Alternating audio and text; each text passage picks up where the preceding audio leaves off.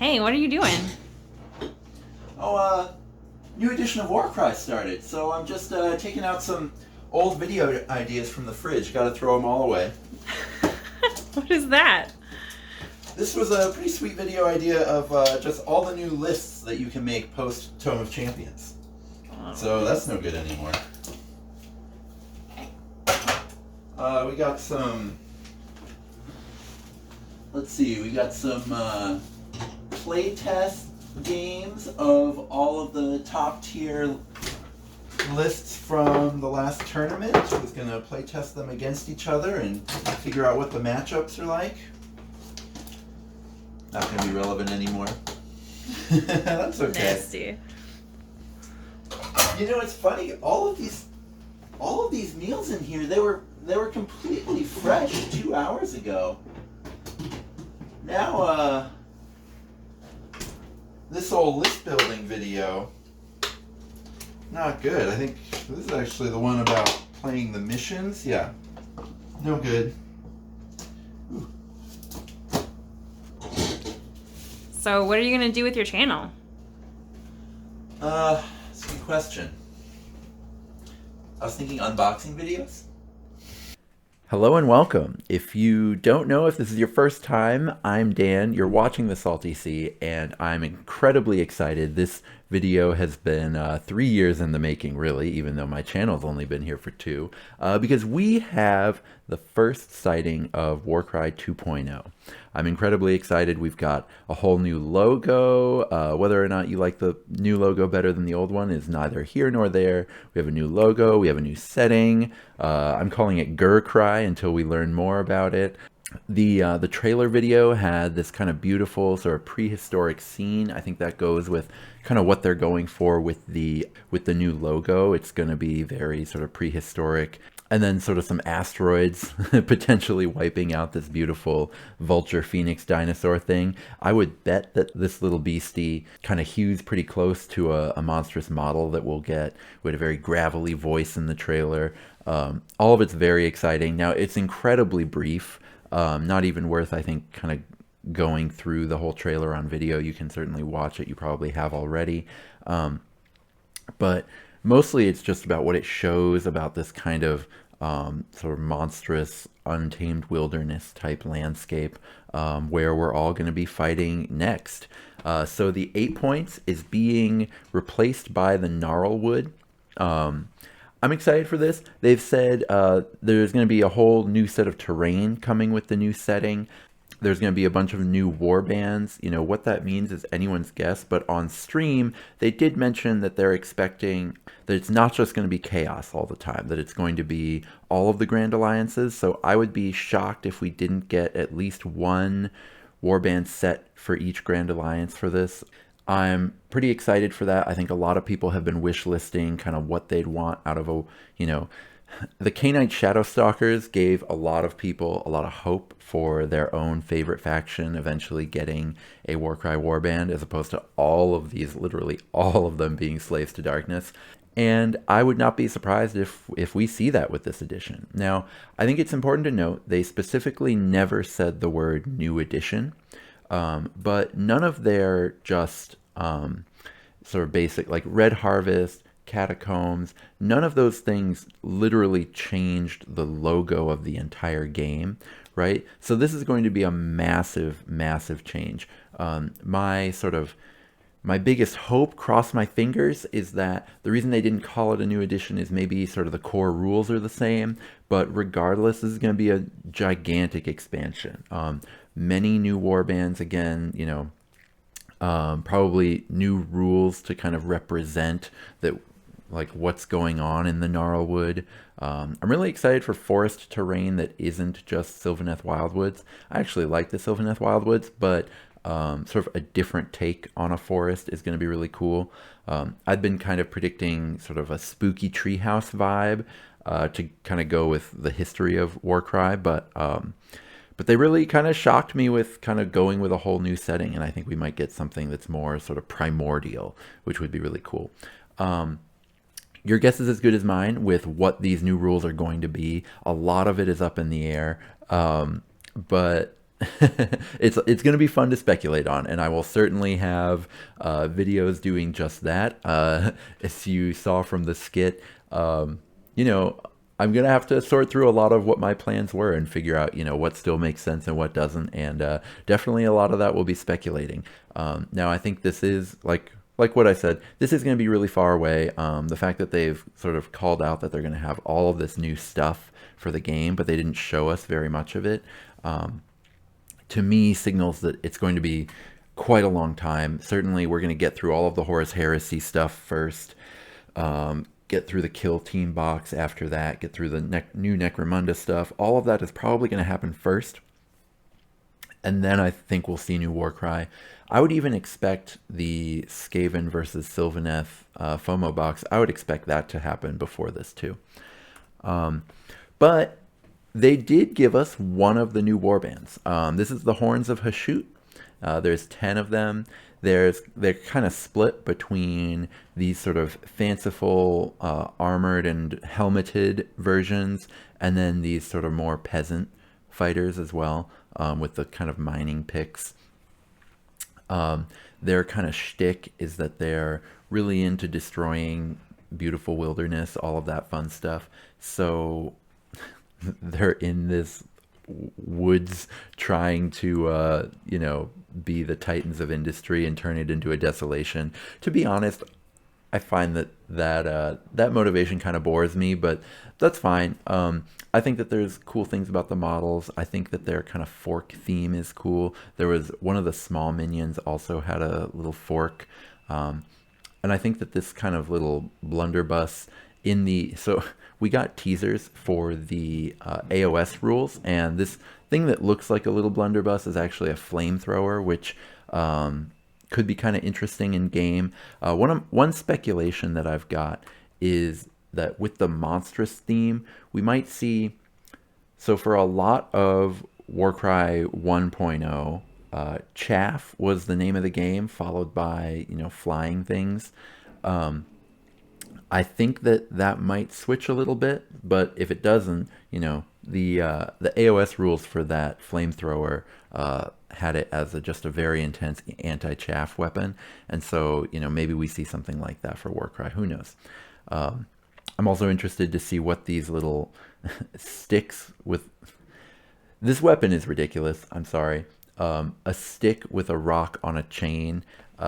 You can go do your own research on sort of how popular that weapon was in actual medieval times. It's not very effective, but that's fine. It looks cool, and I think their helmets look cool, so that's all we need. One thing that I thought was really interesting, so I don't think we would have seen, if the Slaves to Darkness book hadn't leaked, I don't think we would have seen the Centaurian Marshall, but I think it's a really cool indicator for what's coming, because they're kind of bringing the familiar into the new and strange, right? This Centaurian Marshall fits perfectly into what Warcry is today. You know, it's very chaos, this sort of 8-limbed centaur with a scorpion tail, but all Slaves to Darkness armor. You know, they could easily drop it into the game today and it wouldn't be weird. So them showing that this will be here, I think shows that, yes, Warcry is getting a whole new coat of paint, but if you love what's going on with Warcry today, there's still going to be some of that in the new edition, which I think is just a real positive for people who love the game right now. Also, just speculating wildly on what it'll do. It has a net. Every model with a net is at least decent in Warcry, so I'm not too worried about it. Being a centaur, it'll probably be fast. It'll probably have the mount keyword, but either way, like, a fast mount with a net is going to be good. I also would bet, although who knows, right? If the terrain is very outdoorsy, there's probably less to climb on, which probably means that cavalry is going to be better than it is in the current edition where you're climbing a lot. Or maybe it'll be more like it is in like Soldrain Forest or something. So who knows, right? That's just totally baseless speculation. Probably wrong, but a lot to think about there. I wanted to kind of look at what my final predictions were and see if if it changed. I had some predictions in a video last week. I also had kind of a final prediction set coming out right before all of this. So they had multiple Skaven banners going on, so I thought we'd see multiple Skaven previews. I'm kind of shocked we didn't. The fact that there was only one. So I was thinking, we'd get the single box repacks. Now, based on what happened at Warhammer Fest, we could easily still get those because they really only showed new models. They didn't show repacks of old models for the most part. I mean, I know that the Kill Team Phobos Marines are essentially just alternate sculpts of an existing kit. And it's kind of cool that they've done that, but also kind of ridiculous. But they haven't shown just like we're boxing things, right? Like they showed the new models in the Skaven versus Sylvaneth FOMO box, but they didn't show the box, for example. So the single box repacks for Tarantulos and Dark Oath, if those are coming, they wouldn't have been in this show anyway, so who knows? Same is true with Underworld's Warcry boxes. Those wouldn't be in this show anyway, but I do think our chances of getting those have gone down quite a bit, which I think is a real shame. I predicted Alariolite Leg Days versus Great Hornite Snuggle Mice. That one, so it's funny, I was kind of thinking too big, and I was thinking too small, right? I was thinking in terms of things that would be great to have right now in the game, as opposed to big picture changes for the future of the game. And so while I was totally wrong, and while we saw way less than what I was hoping to see, I'm just as excited as I would have been if we'd seen all the things I wished for. Because, especially with the rumors about a new edition for Warcry swirling, like literally every day in the Discord, someone new pops in saying, I'm thinking about getting into the game, but I don't want to because I've heard about a new edition. Like, is that going to happen? And we've needed for a long time to be able to say, yes, it is, or no, it isn't. And now we for sure know, yes, it is. There's no telling when it will happen. Will it happen before Nova and then the Nova Open, which everyone listening to this should sign up for, by the way? There's still a few spots left. We've got enough for a decent tournament right now, but we've still got a lot more spots, and it would be cool to have it be a big thing. If this is coming kind of near the end of summer, then perhaps Nova Open is like the big grand opening bash for sort of the first thing that happens with this. And then maybe along those lines, the tournament at Gen Con or at Origins, by the way, those are happening. If you live in the Midwest, you should take a look for the Gen Con site or the Origins site and sign up for those tournaments. Generally Bad Gamers, who does, some YouTube stuff here and there about Warcry, is running those two tournaments. Either way, so those would be kind of the sending off for Warcry 1.0, and then Nova would be the big bash for the beginning of 2.0. That would be so cool to see. Otherwise, we'll see Nova as kind of the big capstone for Warcry 1.0 with this sort of Ghurcry happening in the fall. Either way, it's really cool. Either way, I'm really excited for what this means for the game, and we can tell people, exactly what they're looking at for a timeline of when the game is going to change, etc. So I think that's really cool, and I'm really glad with what we got. However, there's a lot of awesome stuff that is also Warcry related that we got in the AOS day. The thing I'm most excited about is the Lady of Vines. I think that this sculpt is incredible. Someone said it's wood venom, which is 100% true. I just think it's really amazing. Just the whipping vines, the power to it. They kept it kind of feminine while being terrifying in like a really scary way. Also, this thing is going to be big, right? That is a plague bearer. At first, when I saw this, I thought this was going to be regular hero size and that this was a nurgling. And folks in the Discord had to kind of correct me of that actually that's a full plague bearer. So this is human size. And if it were standing up, it would get maybe to her knee, maybe mid-thigh, maybe waist, who knows. But either way, she's at least twice as tall as a human. So that's going to be big. She might be bigger than Drycha. She might be Probably not Tree Lord size. She looks smaller than a Tree Lord, but she might be the third biggest thing in the Sylvaneth range, which is pretty cool. I think the crown is nice. The presence of armor, it doesn't look like other Sylvaneth armor, but that kind of works, I think. It gives a very sort of martial vibe.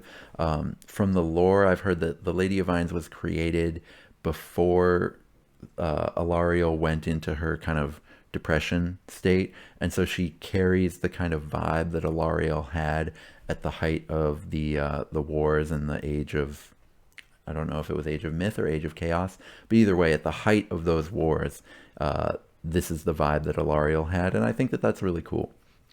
Now, we're probably not going to be able to play this in Warcry, unless this kind of also comes with a generic sculpt, but even then it would be probably too big.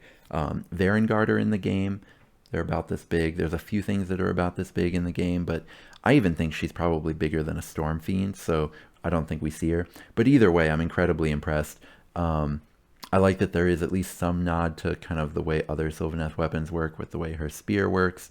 But mostly I'm just hoping that those vines do some pretty incredible stuff on the battlefield.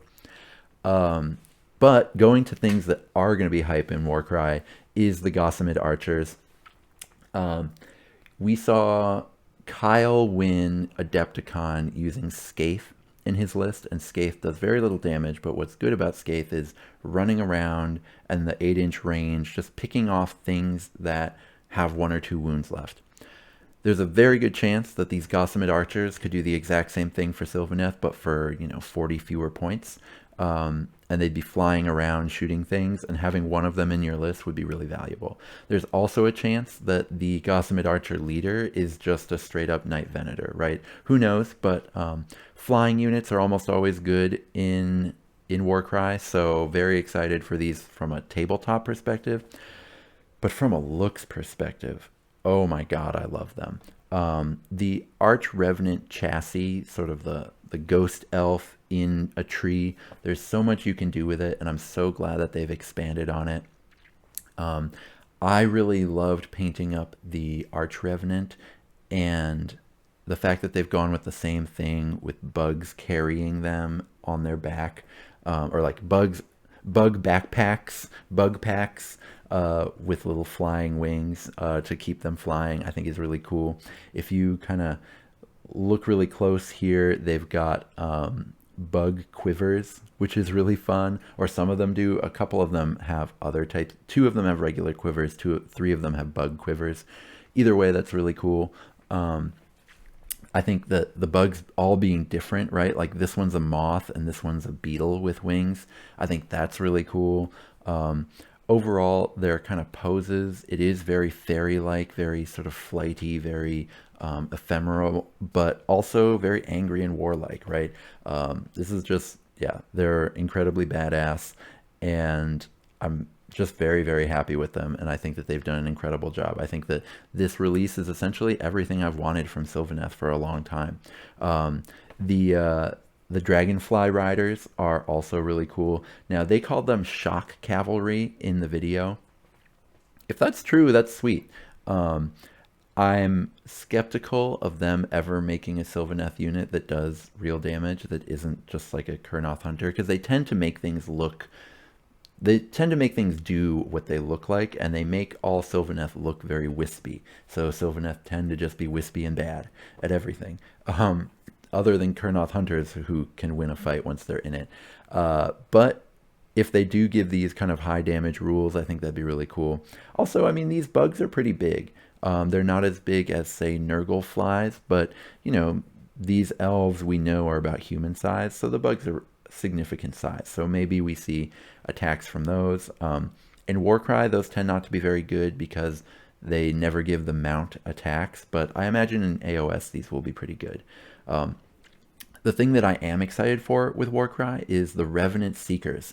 On stream and in their preview article, they talked about the Revenant Seekers resurrecting fallen Revenants.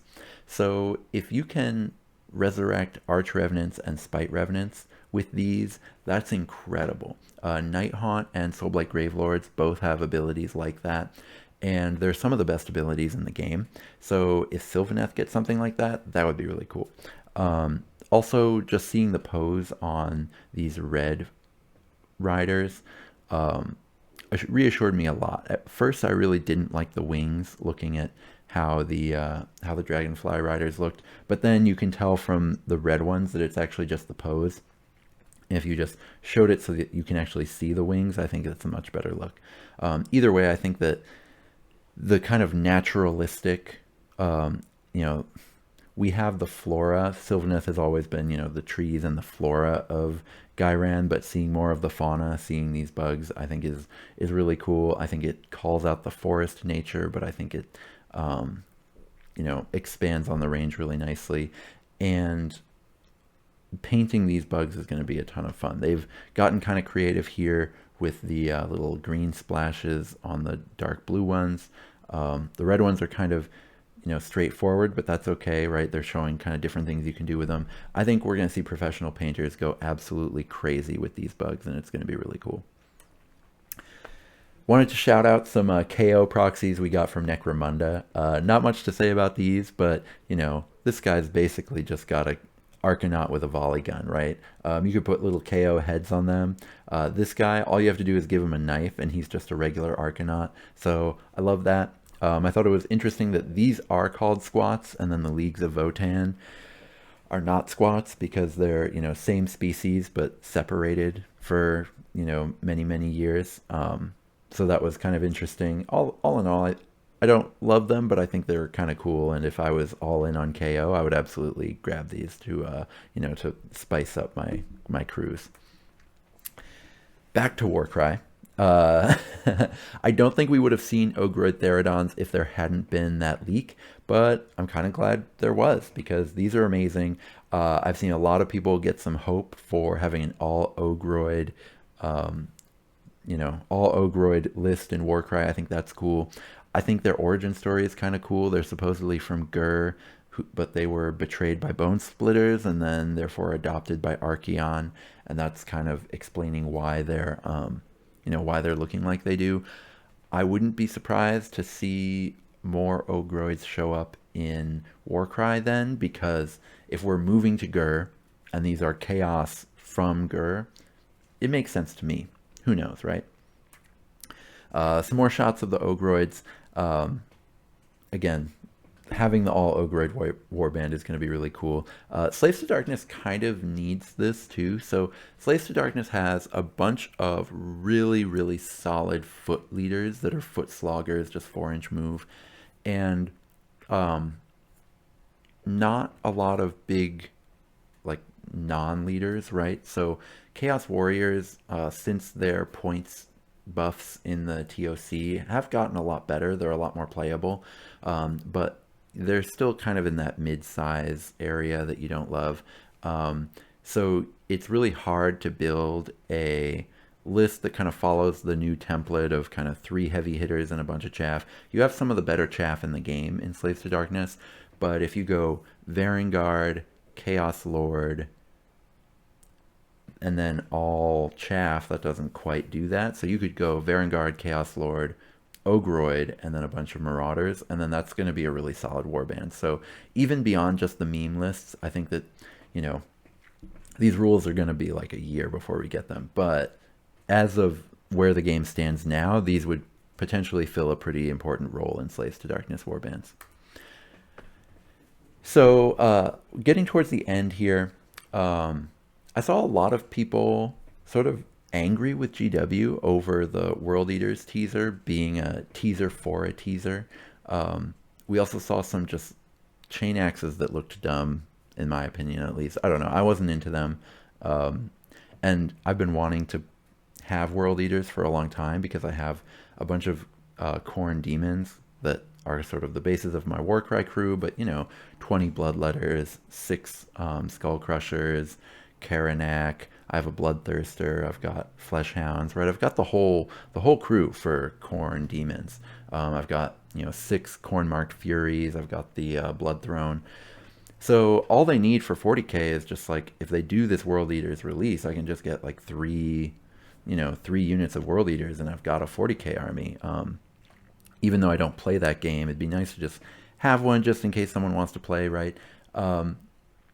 So I was a little, I mean, I'm not into the World Eaters aesthetic, but that's okay.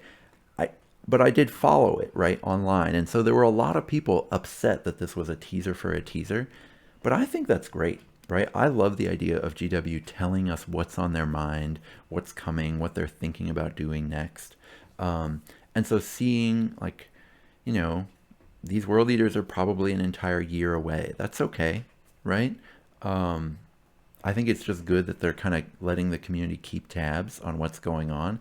And if they would do that for more factions and more things in Age of Sigmar, I'd be really into it. Now, I say that, and then I just go ahead and betray them because they did do that for Dawnbringer Crusades, and I'm a little upset by it. So mostly because we had been rumored that we would get the Dawnbringer Crusades earlier this year, right? There were rumors about that. And then there were more rumors that Dawnbringer Crusades had been nixed and changed to Bastions of Order. That rumor is clearly false.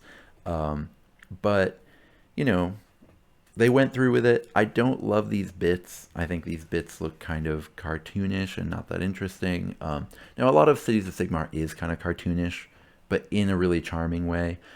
These I don't love.